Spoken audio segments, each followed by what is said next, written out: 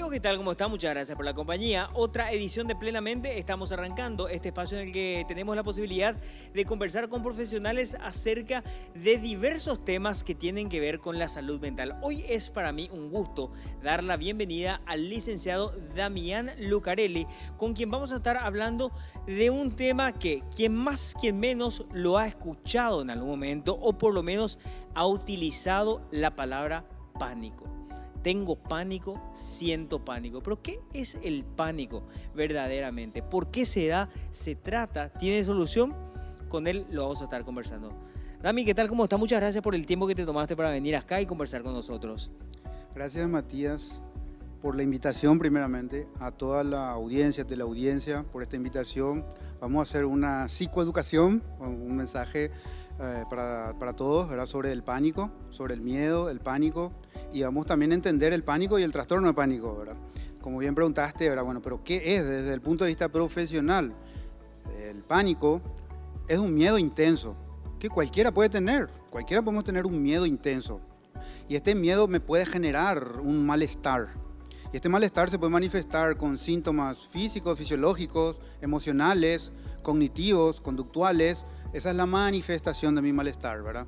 Entonces, este miedo, cuando yo no lo puedo controlar y se vuelve de forma repetitiva un sistema de vida, entonces estoy entrando en el trastorno de pánico. Mientras sea una situación independiente, ocasional, es un pánico que todos podemos tener. Tenemos pánico, me sube la presión, tengo taquicardia, tengo mareos, pero ya pasó. Me dura 1 o 2 minutos. El miedo dura 1 o 2 minutos desde que viene el miedo hasta llegar al umbral máximo. Dura en minutos, yo me descompongo, así, me transformo, por decirlo así. Entonces, en cuestiones de minutos, el umbral máximo del miedo llegó y ya me empezó a subir la presión, ya empiezo a sudar, me pongo rojo, me tiemblan las piernas, quiero huir. Cada uno tiene un síntoma diferente. Pues una gama de síntomas como puede ser un síntoma, pero es un miedo a una situación en una ocasión particular. Si esto es muy repetitivo en tu vida, entonces vamos a analizar, esto es el trastorno de pánico. ¿Cuál es la diferencia con el trastorno de pánico? Te cuento, Mati, que la diferencia es que cuando yo tengo miedo a que me vuelva a ocurrir esto, y ya estoy calculando todas las situaciones y evitando todas las situaciones para que no me vuelva a ocurrir esto, porque mi mente está centrado o concentrado, enfocado en cuando me vuelva a ocurrir esto, ¿qué va a pasar? Me voy a morir, me voy a volver loco. Entonces yo ya estoy pensando en cuando me vuelva a ocurrir este miedo, porque tengo un miedo al miedo. Entonces ahí es el trastorno de pánico. Mientras el miedo sea por una situación de quedarme encerrado, entonces es una ansiedad, un pánico por una situación, pero no un diagnóstico de trastorno todavía. Pánico, un evento aislado. Trastorno de pánico, un sistema ya. un sistema ya. Un sistema ya es una característica ya. Ya es una característica. En una la forma de ser de una persona, ya, cómo reaccionar. Como de personalidad. Dijiste algo que me parece muy interesante, miedo al miedo. Miedo al miedo, exactamente. De hecho que nos enseñaron desde chico, ¿verdad? Cosas que, tener miedo a cosas. Pero nunca nos enseñaron que el miedo de por sí no necesariamente tiene que ser algo malo. Y si yo entiendo que el miedo es algo malo, voy a tratar de evitar. Si vos sabés que algo es malo, vas a tratar de evitar. Cuando vos entendés que no es malo, vas a comportarte de otra manera. Pero me hicieron tener miedo al miedo, entonces lo evito para no tener miedo. Y cuando yo me informo que el miedo es una emoción y que produce ciertos cambios fisiológicos, gracias al miedo puedo huir ante un peligro real. Pues si yo no tengo miedo, voy a cruzar la avenida con los ojos cerrados. Si yo no tengo miedo a nada, no tengo miedo a morir. Me voy a asaltar un banco, no tengo miedo a los guardias. Entonces, me meto en la fosa de los leones, no tengo miedo. Entonces el miedo tiene que ser, o es mejor dicho, para algo. Pero mal entendido y mal utilizado, lo evitamos. Entonces cuando yo empiezo a tratar las emociones, digo, no, el miedo cumple una función. Lo que pasa es que es una alarma cuando la amenaza es real. Pero cuando la amenaza no es real, entonces suena tu alarma en vano. Y vos estás convirtiendo tu vida en un sistema de alarma. Entonces eso genera el pánico y ahí empieza a configurarse tus mecanismos de una forma que normaliza esto y vos te pasas huyendo de todo lo que te da miedo. A mí, cuando una persona ya no puede diferenciar lo que es un miedo real de lo que no lo es ahí, entonces consideramos que tiene un trastorno de pánico. ¿Eso es tratable? ¿Hay terapia para eso? ¿Cómo se identifica qué es lo que le generó a esa persona llegar a esa situación? Bien, sí, te puedo responder de 1000 maneras. Hay 10 preguntas ahí, pero vamos por parte, vamos a desglosar eso. ¿Sabes qué es lo importante acá? Hacerlo de manera sencilla, ¿verdad? Para que la Sencilla. gente entienda y ¿por qué no? En algún momento alguien se puede sentir identificado y dice, yo tengo eso, o conozco a alguien que tiene eso, ¿verdad? Y en estos casos es importante y es fundamental el acudir a un profesional, así como vos, ¿verdad? El contarle sus problemas y tratar eso, porque la gente que sufre esto, por lo que estoy entendiendo, no tiene una calidad de vida óptima, no vive bien, porque si vos estás con el miedo constante al miedo, ¿en qué quedas diariamente? No puedes desarrollarte de una manera correcta o oportuna en tus quehaceres diarios. Exactamente, ahí está un golazo. Porque, Mati, te digo, si yo tuviese miedo de hablar en público, esta silla estaría sola, vacía acá. Yo no iba a venir, no, Mati me invitó al programa. Entonces, un miedo a hablar en público es un tipo de ansiedad, que yo puedo estudiar oratoria, practicar haciendo videos, exponiéndome a lo que me da miedo gradualmente, voy a ir superando ese miedo. Con la ayuda de un profesional es lo correcto. Pero esto no es pánico, esto es una ansiedad, ¿verdad? Una ansiedad escénica, vamos a decir, pero está el pánico escénico, el que yo quiero huir, pero porque no controlé la ansiedad, porque escapó de mi control. Entonces el pánico escénico. Cambiando de escenario, si no fuese ansiedad generalizada, o lo que ocurre mucho en Paraguay, ansiedad por separación, la separación no necesariamente es a una persona, puede ser a un objeto. O sea, me sacan mi elemento de trabajo y me desespero, ¿verdad? Me sacan mi auto o mi casa y me desespero, ¿verdad? O fallece un ser querido y cercano y me desespero. Entonces, una cosa es lo normal, ¿verdad? La ansiedad normal. Pero cuando esta ansiedad supera lo normal y generan estos miedos, yo ya me anclo a personas o a situaciones, a cosas materiales inclusive, por el miedo a esta separación, que vamos a entenderlo técnicamente como el miedo al abandono. Cuando alguien se va, se desprende de mí, se va. Entonces, esto es una ansiedad o un miedo al abandono. Si esto yo no controlo, se vuelve un sistema, tengo miedo a que las cosas se desprendan de mí, por eso trabajo 24 horas para que el trabajo no me abandone, por eso me anclo a mi pareja y no le dejo un segundo porque tengo miedo que me abandone, por eso le crío a mi hijo de una manera que él no que dependa de mí. Entonces, yo estoy teniendo en diferentes áreas de mi vida manifestando ese miedo a la soledad, ¿verdad? Porque Claro. si me abandona, me quedo solo, sola. Cuando esto ya repercute en muchas áreas, empiezo a desarrollar lo que es el trastorno de pánico. Entonces, yo creo que normalmente la persona que lo sufre, a veces sabe que lo sufre, pero normalmente le dicen otras personas o refleja en las consecuencias nomás se entera, ¿verdad? Porque muchas veces tenemos mecanismos de defensa como parches que te esconden de tu conciencia. No, vos a través de esa conducta estás disimulando, tapando, poniéndole un parche, una curita a esa inseguridad tuya que tenés o a ese miedo del abandono. Entonces, volviendo al tema, además de un trastorno de pánico, podemos manifestar diferentes tipos de ansiedades. La ansiedad de por sí no es el problema. Mientras vos lo controles, siempre va a estar ahí nomás se va a quedar. Cuando no controlo cualquier tipo de ansiedad o miedo, se convierte en un trastorno de pánico, porque yo ya tengo miedo a que vuelva a ocurrir o a que pase algo peor. Es decir, la ansiedad deriva en el pánico. La ansiedad deriva del pánico. Hay veces que son concomitantes, que hay pánico y hay una ansiedad, por ejemplo, trastorno obsesivo compulsivo. Es una forma de ansiedad, ¿verdad? Pero independientemente del pánico, esta persona está desarrollando conductas obsesivas, ¿verdad? O ansiedad generalizada, miedo a claustrofobia, vamos a suponer, o agorafobia, entonces, miedo a los lugares donde estoy encerrado y no hay una salida, un escape. Entonces, el que tiene agorafobia dice, bueno, yo estoy encerrado acá, si pasa algo, ¿a quién le pido ayuda? No hay a quién le pido ayuda. ¿Y cuál es la puerta que puedo salir volando si pasa algo? No hay. Entonces me desespero. Entonces, esa es la agorafobia, independientemente del pánico. Esa ansiedad yo la puedo tener esa ansiedad con pánico o sin pánico. Cuando eso yo no controlé y creció tanto, y ya huyo y evito ascensores, colectivos, lugares cerrados, supermercados, entonces yo estoy teniendo un trastorno de pánico y estoy teniendo agorafobia. Pero ¿cuál voy a diagnosticar? Bueno, ahí entra el dilema. Salud mental se va innovando, se va innovando. Nosotros tenemos la Biblia del psicólogo, le decimos, que es el manual que nos permite diagnosticar. Nada que nos diga ahí no podemos diagnosticar. La Organización Mundial de la Salud ya declaró un libro que se llama CIE 10 y CIE 11 y en forma privada o el DSM 5. Y vos no podés diagnosticar nada que no esté ahí, porque no es científico. O sea, nosotros podemos diagnosticar lo que dice ahí. Y esto se va actualizando. La globalización y muchos van a decir el posmodernismo, el consumismo. Ahora los criterios van cambiando. Y a veces están las especulaciones, ¿verdad? De que los criterios cambiaron para vender más fármacos. O los criterios cambiaron para alimentarle más a este sector y no a aquel sector.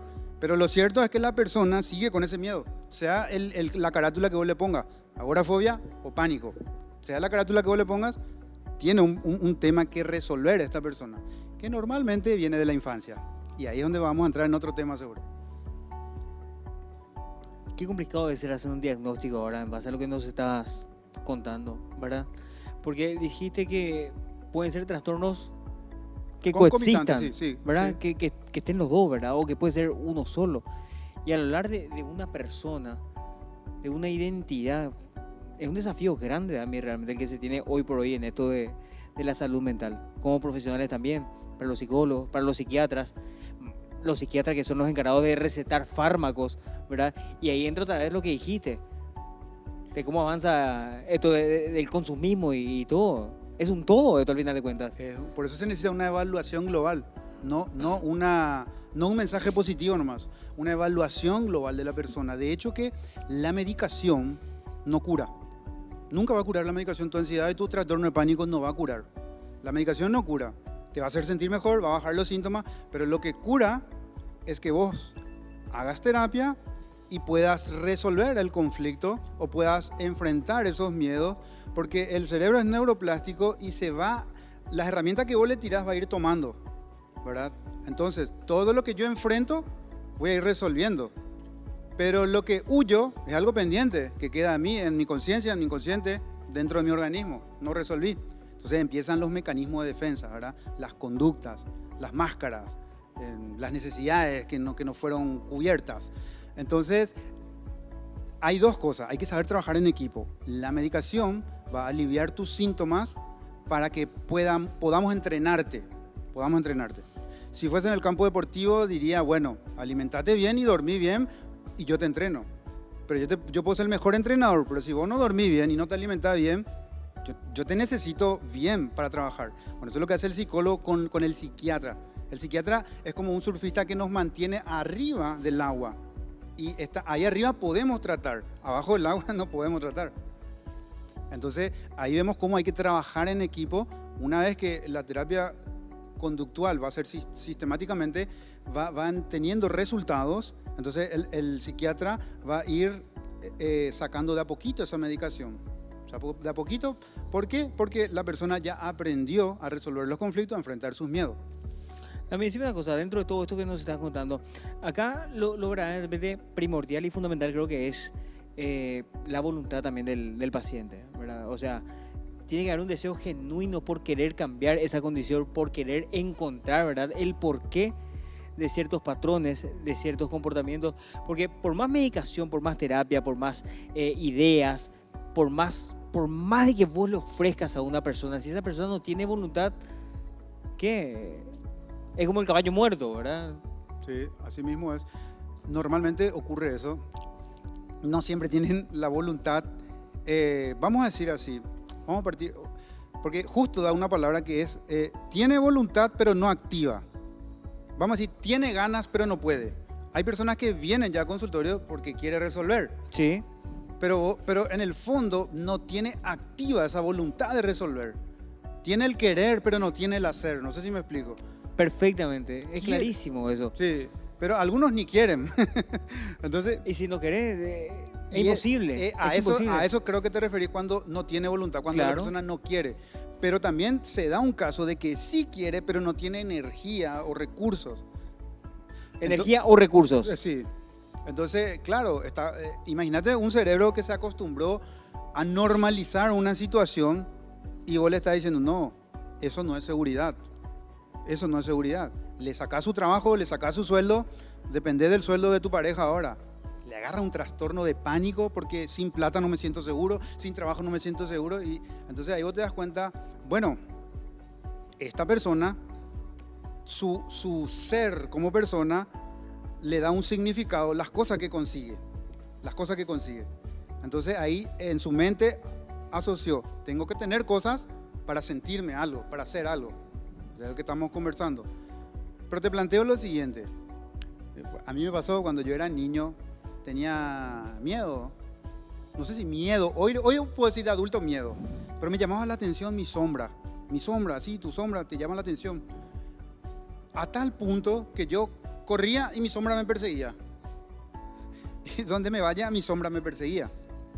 Y esto siempre lo llegué a usar en terapia porque dije, si Dios permitió que viva esto es por algo. Voy a contar esta historia. Mientras yo me vaya corriendo, mi sombra siempre me va a perseguir.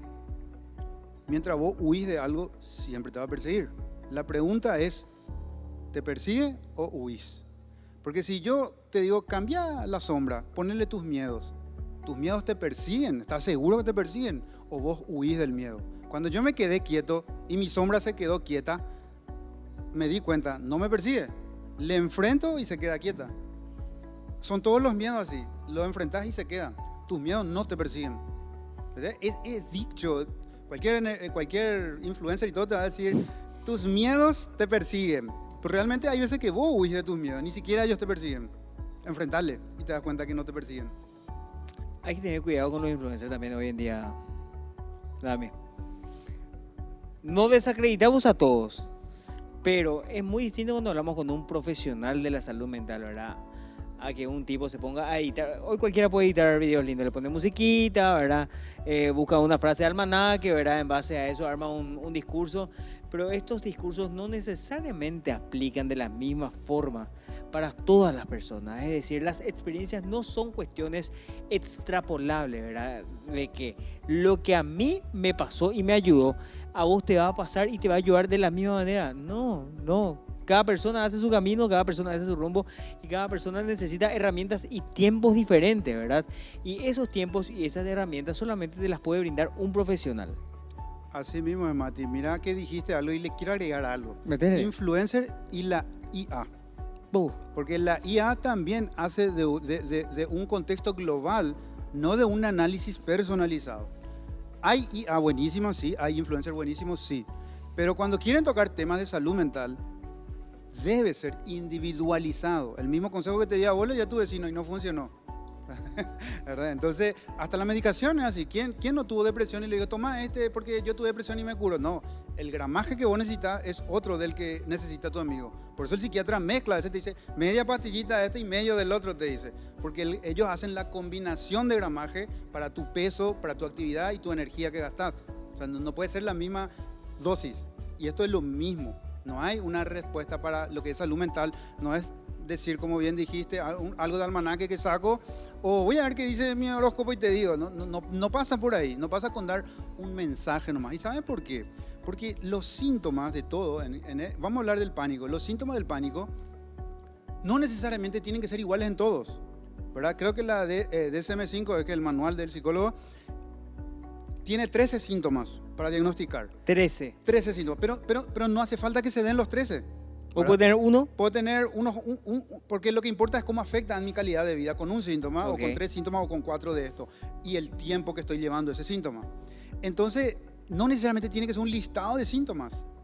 Cuando yo entiendo eso, necesito entender otra cosa. Vos podés tener un trastorno de pánico porque tenés estos síntomas y el otro puede tener trastorno de pánico y tiene otro síntoma. Porque acá es algo mental, es decir, hay algo que nosotros llamamos círculo vicioso del pánico. Y juegan 3 jugadores en el círculo vicioso.